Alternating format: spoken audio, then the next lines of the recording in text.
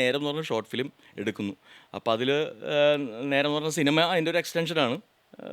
അപ്പോൾ അതിൽ വട്ടിരാജ എന്ന് പറഞ്ഞ ക്യാരക്ടറുണ്ട്. അപ്പോൾ ആ ക്യാരക്ടർ ചെയ്യാൻ വേണ്ടി ഇപ്പോൾ പ്രോപ്പർ തമിഴന്മാർ തന്നെ വേണം. അപ്പോൾ ഈ ക്യാരക്ടർ ഞാൻ ചെയ്ത് എനിക്ക് വേണ്ടി ഡബ് ചെയ്യാൻ വേറെ നമ്മുടെ ഒപ്പം ഉണ്ടായിരുന്ന വേറെ ആൾ ഡബ് ചെയ്ത് അതവൻ ചെയ്തോളൂ നീ അഭിനയിക്കുന്നു പറഞ്ഞിട്ട് എന്നെ നിർത്തി. അപ്പോൾ ഓപ്പോസിറ്റ് വട്ടിരാജയുടെ ക്യാരക്ടർ ചെയ്യാൻ ഇത് ചെറിയ ക്യാരക്ടേഴ്സ് ഡബ്ബിങ് ആർട്ടിസ്റ്റൊക്കെ ആയിട്ടുള്ളൊരു പുള്ളിയുണ്ട്, പേര് വിജയ് സേതുപതി എന്നാണ്, പുള്ളിയെ വിളിക്കാം എന്ന് പറഞ്ഞിട്ട്. അപ്പം അതിന് പറഞ്ഞ് പുള്ളി വരുന്നു, ഞങ്ങൾ ചായക്കടയിൽ നിന്ന് പുള്ളിക്ക് എടുത്ത് സംസാരിക്കുന്നു. അങ്ങനെ പുള്ളിയോടൊപ്പം നമ്മൾ എൻ്റെ കുറച്ച് ഫ്രണ്ട്സ് ഉണ്ട് ഇതേപോലെ ഷോർട്ട് ഫിലിമൊക്കെ ചെയ്യുന്നതാണ്. അങ്ങനെ പരിചയപ്പെടുന്നത് കാർത്തിക് സുബരാജ്, ബോബി, നടൻ കുമാരസ്വാമി, ഇങ്ങനെയൊക്കെ ഇവർ പരിചയപ്പെടുന്നത്. അങ്ങനെ അവിടുത്തെ ഒരു ചായക്കടക്കം, ഇവിടെ ഗോബൂസ് ചായക്കടയായിരുന്നെങ്കിൽ അവിടെ മറ്റൊരു ചായക്കട, അവിടെ ഒരു ചേട്ടൻ തന്നെയാണ് ഇന്ന് ചായ അടിക്കുന്നത്. അങ്ങനെ ആ ചർച്ചാ ഗ്രൂപ്പിലേക്ക് ഇവരും വരികയാണ്. പിന്നെ ഇവരുടെ നാളെ ഈക്കണർ എന്ന് പറഞ്ഞൊരു ഷോ ഉണ്ടായിരുന്നു കലഞ്ഞർ ടി വിയിൽ ഫസ്റ്റ് സീസൺ.